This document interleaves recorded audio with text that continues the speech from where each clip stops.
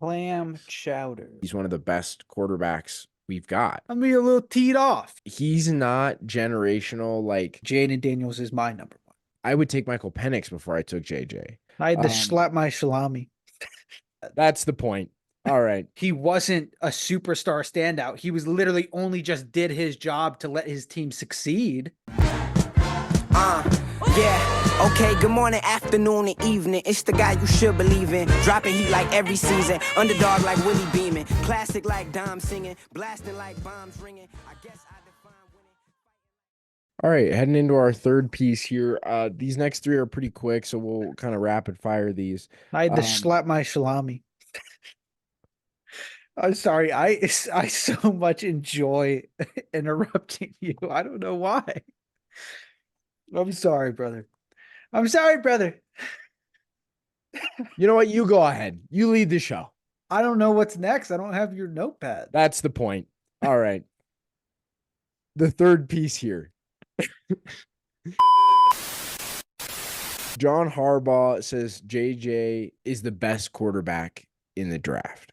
Ooh, this was actually my point. I think it's a pretty simple reason as to why. Caleb is going to go number one. We've got some combination of Drake May, Jaden Daniels, most likely at 2 and 3. Marvin Harrison Jr. is going to go top 4. So you've got your top 4, right? So where does that leave you? The Chargers at 5. Now, are the Chargers going to pick JJ McCarthy? No, absolutely not. What the Chargers are trying to do is pump up JJ's draft stock so that someone overpays for the 5th pick so they can jump up to grab him. And John Harbaugh can say that because it looks like a valid argument because he knows the guy. The guy played for him for 3 years. But in reality, he's just trying to get an extra pick off of it. The Chargers don't have any reason to draft at 5. So if you can get 12 from the Broncos and next year's first and the 76th in the 3rd round, why wouldn't you take advantage of a poverty franchise that is going to be bad for the next couple of years if they don't get a quarterback who's fooled by the media and how good JJ really is, how much of an elite processor he is, how raw and great his arm talent is? I don't see these things that we're talking about. I don't see it in the film. I don't see it in the pro day. I don't see it at the combine. I don't see it. I don't see why he's so great. But there's going to be some franchise, and the Broncos may be that team that decide to sell their future for JJ McCarthy at 5. And that's to me, that's the entire reason why John Harbaugh is pumping up JJ's draft stock. It's Jim. John. Jimmy John's. Great subs, great sandwiches. My take on it is he might be trying to pump up the draft stock, but I mean, it's also his quarterback. He actually might believe that. And I think the way he said that quote was very important. He said he's the best quarterback. He plays the position of quarterback the best out of everyone else. Yeah, bro, but you're not going to take the guy who's supposedly the best quarterback in the draft. You're going to shut him down for a half against Penn State and just run the ball. So you interrupt me, but you do it with points. I do it with a purpose. Yeah, you do it with a purpose, Yeah, which is kind of worse, I would say. Because now I either have to talk about what you said or continue my point, which I'm going to continue my point, is that he plays the position of quarterback the best. I mean, it makes sense if you look at it like before Tom Brady or like before all of these guys who were superstars. What did a quarterback do? Quarterback's job was to give the ball to certain guys at certain times. And if Jim Harbaugh is saying that he is the best at playing the position at quarterback because when he was in Michigan, he wasn't a superstar standout. He was literally only just did his job to let his team succeed. Then by definition, yeah, JJ is the best guy at playing the position of quarterback because the only real responsibility of a quarterback is to get the ball into certain guys' hands at certain times and follow the coach in what the coach says, right? We have Caleb Williams, great playmaker, great scrambler. Does he follow what the coach says? No, because he wouldn't be scrambling if he did that. To your point, though, even if that is true about JJ, he needs to be in a situation where he can succeed. And I'll tell you this, the Broncos aren't that situation. And I'll tell you this, but the Vikings are, which they look like the team that is poised to make that move. They jumped up and grabbed the Texans first round pick. So they've got 23 and 11. You throw a future first, depending on what the asking price is, or a third, maybe a second, and that's enough to jump up to the fifth. And I think it's pretty clear that the Vikings are ready to make that move. And whatever PR Jimbo, John Harbaugh made as the Chargers head coach now has paid off. But to your credit, you said Denver, and it's almost like Jim is speaking to Sean, because what would he love? He would love a quarterback who only does what he says and only does what he wants. Yeah. So it's almost like he's kind of pitching JJ McCarthy to the Broncos. Like, hey, he plays the position. He's a selfless guy. That's another thing I think he was trying to say. He's a very selfless guy in the quarterback position. Like he will give the ball off no matter what, and he will only throw it to where you want it at this time. And I think that's something Sean really wants, because he wants full control. I hear you, and I don't disagree with you that is, it sounds like a pitch here, but I was watching an interview way earlier in the week of Bo Nix on Colin Cowherd's show, and Colin Cowherd is a known quantity with Sean Payton. They are openly have a friendship. They openly talk about football regularly. Sean has been on his show. Like, there's an open, consistent relationship there, and Colin is very plugged in when it comes to the behind the scenes of what's really going on. And in a 20-minute interview with Bo Nix, there were more than at least 20 hints dropped of like, hey, the Broncos are drafting you. And I want that to happen, because I think we can get him at 76 in the third round. I think he'll drop that far. And I think that first round pick is better spent on Jared Verse and a defensive lineman, or even if you want to go big here. Excuse me. Bless you. Schizophrenia. Bro, that's like that video of that one guy. Achoo, excuse me. Bless you.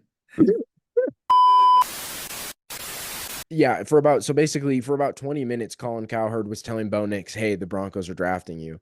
And I think it makes more sense in the Broncos case than to go after and try and jump up and take the propaganda for the JJ McCarthy to draft a guy that, if you want to give him a surefire weapon, your quarterback a surefire weapon, where you've got a great defense and you've got a mediocre offense around him in general, but then you want to give him a superstar weapon, you draft Brock Bowers at 12 and you wait to get Bo Nix, a ready-to-go made pro, at 76 in the third. I still don't see it with JJ. I think this is smoke and mirrors, and we're going to see – this is Will Levis last year. No, this is Zach Wilson. All right, let's be. Zach went 2. You're talking about draft. Yeah, I'm sorry. I thought you were talking about season, and I was no. I'm talking about draft. I think this is Will Levis, where everyone was like, surefire, could be top. He's going to be top 3, if not number 1, and he drops to the second round. I don't think that this is serious. I think that JJ, unfortunately, is victim to the smoke and mirrors propaganda of the draft and where we are and what part of the season it is. I think Jim was talking about personality. That's the main thing that I thought he was talking about, is like, you have so much media going about Caleb Williams' personality and all the things he said, and then he's kind of like, hey, here's the opposite of that. Here's a guy, and I think he worded it by saying the guy who plays quarterback very well, the guy who's just only going to distribute the ball and nothing else. He's just going to do what a quarterback does, and that's all you're going to get. There's nothing else he's going to do except for be a quarterback. Yeah, I hear you. But to me, that's the same thing as Bo Nix, and I like the experience that Bo Nix has, and I like the place and take Bo Nix better. Yeah, I don't like JJ McCarthy either. I know for everyone who's like all in on JJ, I don't get it. I don't see it. You can have, I mean, to me, I would take Michael Penix before I took JJ. But I'm not putting Michael Penix in the top 5. Like, he's the 5th best quarterback in my eyes. I still think that's crazy. I mean, it's just crazy how little coverage Michael Penix is getting. I don't understand. Like, he's going to be no one's talking about if he survives. If his body can survive, he'll be a great story in the NFL. He'll be a guy that comes out like a Dak in the 4th round. But I feel like that's constant, just really good. That's constant draft. Like, that's constant within the draft. Like, all these guys who who are lower in weight, like wide receivers who I, are lightweight. They always say how are they going to hold up? Like Devontae Smith has been fine, Tank Dell has been fine. Like these guys who are smaller, they've been fine in the NFL. I think it's just like it's like you're looking for something to for like. me, it's more about situation. And for Michael Penix, he's not generational. Like obviously we think Caleb is. He's not generational the way I think Drake May is. I'm unsure about Jaden Daniels. I'm unsure what to think of that, of him. Um, I like him. I like him. I just don't know where to put him. Like I can see him falling, but I can see him going in the top three. I Hot think Michael. take, and I'm not gonna speak on much because I don't know much about it, but off of the very little I've seen of the top three, Jaden Daniels is my number one. But I that's the one I'm saying. It's like if we dig deeper, Mhm, I don't like I barely watch these guys, the mhm. top three. I've watched all the under guys, but just from what the Yeah. very little I've seen. Yeah, so I mean, we think Caleb is generational. I think Drake May is generational. I don't know about Jaden Daniels in terms of generational talent. I think he's good, but I don't think he's generational. I think Michael Penix, he's got to land in the right situation for it to work. He's not good enough to overcome dysfunction and like a bad O-line, a bad team. Like he's got to have the right situation. Colin Cowherd talks a lot about this, and I completely agree with the idea of it, of like the guys who succeed coming out of the draft are the guys with the right situation. And I know that seems dumb, but It's true. it's true because we have all these, like Trevor, for example, Trevor, number one pick, right? Supposed to be really good. He was decent, but not fantastic. Justin Herbert, we saw an incredible rookie season. And since his weapons are always hurt. And so bad situation. He's on a bad team, but we all can see that he's one of the best quarterbacks we've got. Yeah, it's like how I many think first round draft picks have actually like turned out to be a generational talent. Like right. and it's because of the teams that they land on, you know? Yeah, I think if I'm a GM, I'd rather draft the surefire guy in the right situation. If I'm the team that just looking at this from the Broncos perspective, I've got a defense, I've got mediocre weapons. I want to win in the next couple years. Why am I gonna take a shot on a guy that's a maybe when I can get a guy that, like, it's so weird. In basketball, I'm all about like super high ceiling, don't know what the floor is. In football, I want the high floor, low ceiling. It's so weird, like the difference there.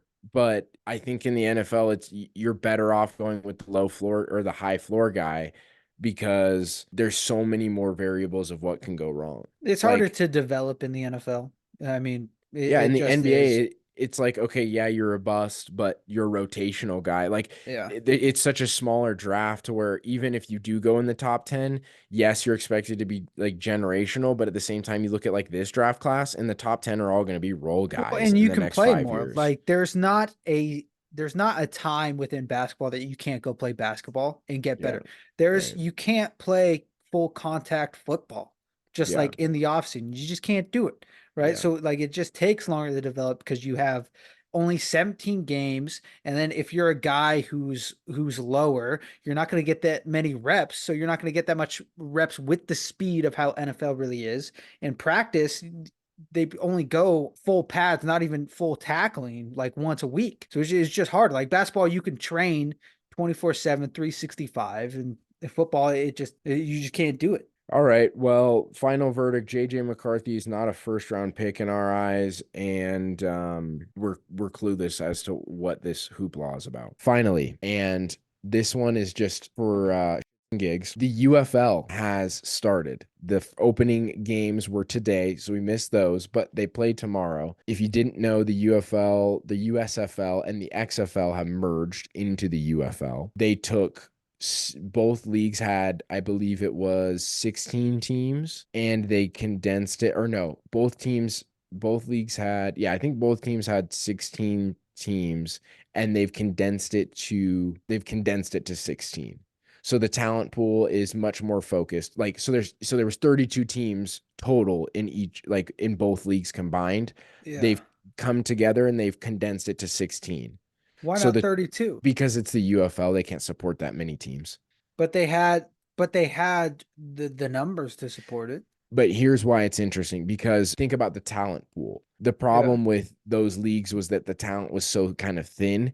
You're condensing the talent into essentially you have 2 teams of talent for every one now. Yeah. So you're getting better games. And there was some pretty good games. I saw an ESPN notification that someone hit a 64-yarder walk-off game winner field goal today. Hell yeah. Was it So the man? Was it the man? Destroy. oh, I don't know. I'll have to look. I got to look back Yeah. and see who it was. But what I want to do is, since we're in the spirit of we don't have anything to predict outside of the records, we're gonna predict their games each week. I know we're not gonna watch them, Hell yeah. but we're I'm gonna not. we're gonna predict them. And What are then they? What is it on? How would I watch? Fox? Fox? Yeah. Hey, Um, Fox, give us some money. We just shouted you out. They're on Fox Saturdays and Sundays. So we're gonna predict the games each week. Can you gamble on these games? That's where I'm going with this. What we're gonna do is we're gonna predict these games each week, and then I will be betting on them each week, throwing away my money Oh yeah. at our parlays to see if one hits. We had one that could have hit last year. This past year, you went 16-0, in which that was the week before we started betting on them. I know, So is that crazy? so Hey, for those who don't know, I went 16-0 one week. he did. Predicted a perfect week. So the UFL. Suck my Johnson. So we've got the DC Defenders tomorrow is our first game versus the San Antonio Bahamas. Last year, you said the Bahamas were going to be your team. Mhm. Who are you going to take here? DC Defenders or the San Antonio Bahamas? What's crazy is the only team that I remember is the Bahamas, and that is where Destroy is now kicking. Okay, so who are you going to take? You going to take DC or San Antonio? Hey, I'm not a folder. I'm not. My knees are not weak and my arms are not heavy. Okay, I stick with what I say. Bahamas are my team, so I'm going Bahamas. I'm going to go with you here too because I'm rooting for the boy destroying. So we're going to go Bahamas in this game. Interesting to see if he actually like can compete, because he's been out. He hasn't kicked with like an actual like defense sprinting at him. We'll see how it actually is. See if he's got ice in his veins. Yeah. And then the second game of the day is going to be the Memphis Showboats versus the Houston Roughnecks. What the fuck are these names?